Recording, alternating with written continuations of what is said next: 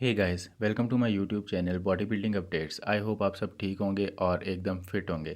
तो गाइस, जैसे कि आपको वीडियो का टाइटल पढ़ के पता चल ही गया होगा कि इस वीडियो के अंदर मैं आपको ये बताऊंगा कि अली बिलाल क्यों बेहतर हैं भुवन चौहान से, या मुझे ऐसा क्यों लगता है कि अली बिलाल जो हैं ओलंपिया के अंदर भुवन चौहान से बेहतर प्लेसिंग क्यों लेकर आएंगे। तो इस टॉपिक को थोड़ा सा मैं डिस्कस करूँगा, कुछ पॉइंट्स मैं रखूँगा जो कि मुझे लगता है कि जिन पॉइंट्स की बेस पे अली बिलाल भुवन चौहान से बहुत बेहतर हैं। तो जो पॉइंट्स मुझे लगते हैं कि जिनकी बेस के ऊपर मैं समझता हूँ कि अली बिलाल भुवन चौहान को बीट करेंगे, उन पॉइंट्स में सबसे बड़ा पॉइंट और सबसे पहला पॉइंट जो मैं रखूँगा वो होगा इनका मिड सेक्शन। अब गाइस, मेंस फिज़िक के अंदर मिड सेक्शन की इम्पोर्टेंस बहुत ज़्यादा होती है, क्योंकि अगर आपका मिड सेक्शन प्यारा है ना और अच्छा चीज़ल्ड कंडीशन मिड सेक्शन हो, तो आप बहुत अच्छी प्लेसिंग लेकर आ सकते हैं, शो इवन विन कर सकते हैं। अगर आप ब्रेंडन हेंड्रिक्सन को देखें, उनका मिड सेक्शन कितना प्यारा है, 3 टाइम्स ओलंपिया हैं वो। इसके अलावा जेरेमी बुएंडिया का भी मिड सेक्शन कितना ज़बरदस्त था, और वो भी हमारे 4 टाइम्स मिस्टर ओलंपिया रह चुके हैं।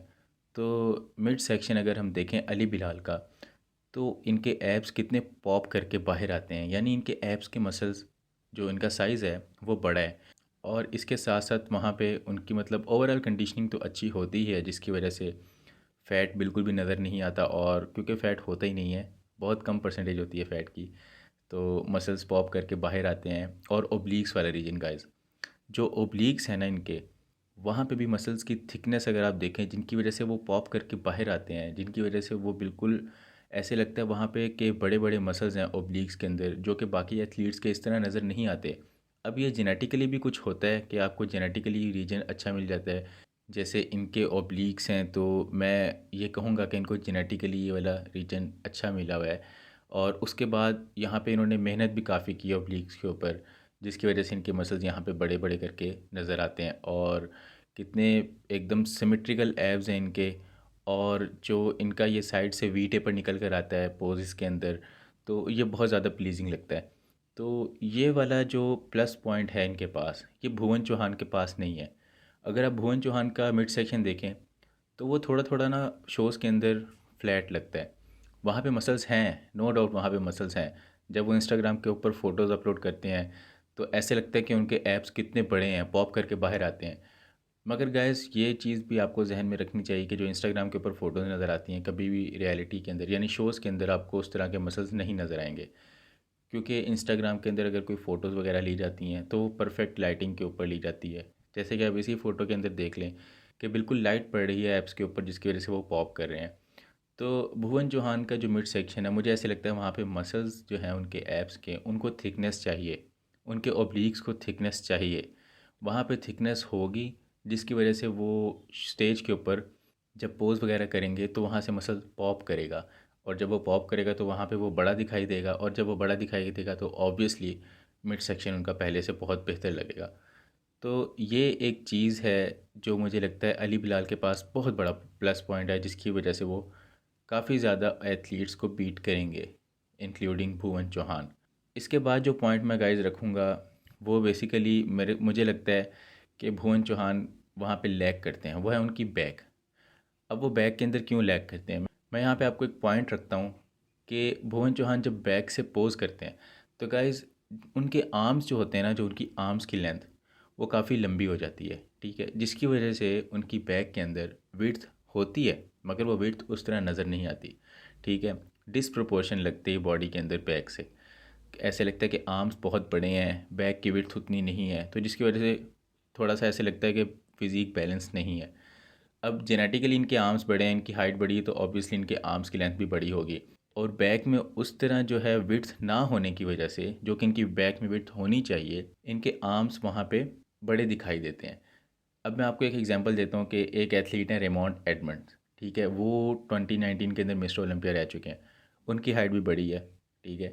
भुवन चौहान से ऑलमोस्ट 2 इंच उनकी हाइट बड़ी है। तो जब वो बैक से पोज़ करते हैं ना, आर्म्स उनके भी कितने बड़े दिखाई देते हैं, मगर उनकी बैक में विड्थ होने की वजह से उनकी फ़िज़ीक जो है वो बैलेंस लगती है, थोड़ी सी प्रोपोर्शन में लगती है। अब भुवन चौहान जब बैक से आपको पोज़ करते हुए नज़र आएंगे, तो उनकी बैक के अंदर आपको उस तरह विड्थ नज़र नहीं आएगी।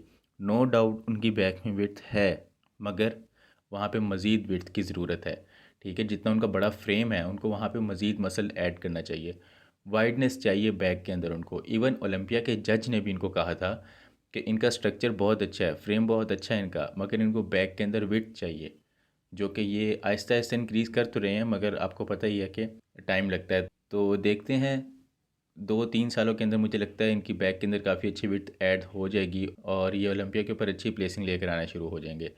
तो इसके बाद जो पॉइंट मुझे लगता है वो ऐसा है कि जो भुवन चौहान के आर्म्स हैं वहाँ पे मसल का मैच थोड़ा सा कम है। फिर वही बात कि इनके आर्म्स की लेंथ बड़ी है, अगर इनके आर्म्स की लेंथ बड़ी है तो वहाँ पे उनको भरने के लिए मसल भी ज़्यादा है। बेटू अली बिलाल उनके आर्म्स की लेंथ छोटी है क्योंकि उनकी हाइट भुवन चौहान से कम है, तो वहाँ पे उनको कम मसल चाहिए अपने आर्म्स को फिल आउट करने के लिए। तो जितना उनका वहाँ पे मसल है वो बिल्कुल ठीक है, ठीक है। और उनके मसल्स में थोड़ी सी ना बबलीनेस नज़र आती है, ठीक है, थोड़े से थिक मसल बेलीज लगते हैं अली बिलाल के, जिसकी वजह से उनके मसल्स पॉप करके बाहर आते हैं। और अगर हम अली बिलाल को बैक से भी देखें ना गाइस, तो इनकी फ़िज़ीक बिल्कुल प्रोपोर्शन लगती है, आर्म्स कोई बहुत बड़े नहीं लगते। अली बिलाल की बैक कोई बहुत आउटस्टैंडिंग बैक नहीं है, ठीक है, ऑलमोस्ट भुवन चौहान जैसी ही है। भुवन चौहान के पास मैं कहूँगा बैक के अंदर मिडल में थिकनेस ज़्यादा है मेरे ख्याल में, डेंसिटी बैक में, ट्रैप्स वाले रीजन में, लोअर ट्रैप्स में भुवन चौहान के पास डेंसिटी ज़्यादा है मसल की। अली बिलाल वहाँ पे लैग करते हैं मसल डेंसिटी। तो ओवरऑल बैक भुवन चौहान की डेंसिटी के लिहाज से बेहतर है अली बिलाल से, मगर जब वो अपने लैट्स खोलते हैं तो वहाँ पे आर्म्स की लेंथ बड़ी होने की वजह से बॉडी डिसप्रोपोर्शन लगती है, और अली बिलाल की जो फिज़ीक है वो बिल्कुल प्रोपोर्शन लगती है और अच्छी लगती है ऑब्वियसली दिखने में। और इसके बाद अगर मैं बात करूँ पोजिंग की, तो मेरे ख्याल में पोजिंग भुवन चौहान की बहुत बेहतर है, अली बिलाल से बहुत ज़्यादा बेहतर है। मगर एक ऐसा पोज़ है अली बिलाल का जो मेरे ख्याल में भुवन चौहान के साथ साथ बहुत से एथलीट्स को पीछे छोड़ देगा, और वो ये जब अली बिलाल फ्रंट से बैक में ट्रांजिशन करते हैं ना और ये अपने साइड ओब्लिक्स हिट करते हैं, तो यहाँ पे इनके ओब्लिक्स ऐसे बाहर आते हैं ना, इतने बड़े बड़े ओब्लिक्स नज़र आते हैं और इतने प्यारे लगते हैं दिखने में, शेप इतनी प्यारी लगती है, जो साइड से टेपर निकल कर आता है वो इतना प्यारा लग रहा होता है कि यहाँ पर ये बहुत से एथलीट्स को बीट करेंगे इस पोज के अंदर, मतलब इस ट्रांजिशन के अंदर। वो ये जब ट्रांजिशन करेंगे फ्रंट से बैक में, तो ये चीज़ जजेस को बहुत पसंद आएगी, मुझे ऐसा लगता है। और यही चीज़ है जो अली बिलाल की पोजिंग के अंदर भुवन चौहान से बेहतर है। बाकी ओवरऑल पोजिंग मेरे ख्याल में भुवन चौहान की बहुत बेहतर है, और वो उसकी रीज़न सिर्फ यही है कि उनका एक्सपीरियंस बहुत ज़्यादा है, क्योंकि उन्होंने बहुत ज़्यादा प्रो शोज़ खेले हुए हैं। तो ये कुछ पॉइंट्स थे ऐसे गाइस जिनकी बेस पे मुझे ऐसे लगता है कि अली बिलाल जो हैं वो भुवन चौहान को बीट करेंगे इस ओलंपिया के अंदर। और आपको क्या लगता है, ऑब्वियसली आप मुझे कमेंट सेक्शन के अंदर ज़रूर बताइएगा कि आपको लगता है कि भुवन चौहान जो हैं वो अली बिलाल को बीट करेंगे, या फिर आपको लगता है कि अली बिलाल जो हैं वो भुवन चौहान को बीट करेंगे। और टॉप 10 के अंदर कौन सा एथलीट आएगा? मुझे लगता है अली बिलाल टॉप 10 में ज़रूर आएंगे, भुवन चौहान का मुझे थोड़ा मुश्किल लगता है, क्योंकि गाइस लाइनअप बहुत ज़्यादा टफ है। तो लेट्स सी 3-4 दिनों में हमें पता चल जाएगा कि कौन सा एथलीट किसको बीट करता है। तो यही था आज की वीडियो में। अगर आपको वीडियो पसंद आती है तो डेफ़िनेटली आप वीडियो को लाइक कर सकते हैं और इसके साथ साथ चैनल को सब्सक्राइब भी कर सकते हैं। मिलते हैं नेक्स्ट वीडियो के अंदर। Till then take care and bye.